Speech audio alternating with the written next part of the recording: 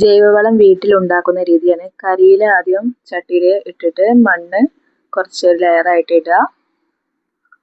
എന്നിട്ടൊന്ന് പരത്തി കൊടുക്കാം. വീണ്ടും കരിയില ഒന്നുകൂടെ കുറച്ച് നിറയ്ക്കാം.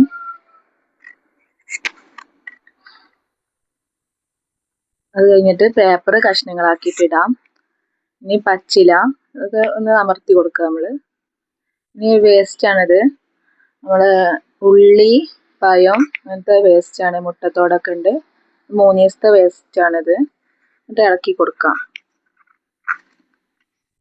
എന്നിട്ട് വീണ്ടും പച്ചില ഇട്ടിട്ട് ഒന്ന് അമർത്തുക. കരിയില കുറച്ച് ബാക്കിയുള്ളത് ഞാൻ ഒന്നുകൂടെ ഒന്ന് ഇട്ടിട്ടൊന്ന് അമർത്തിയിട്ട് മണ്ണ് വാരിയിട്ടിട്ട് ഇതെല്ലാ സൈഡിലേക്കൊന്ന് പരത്തി കൊടുക്കുക. എന്നിട്ട് തൈര് ഒഴിക്കാം.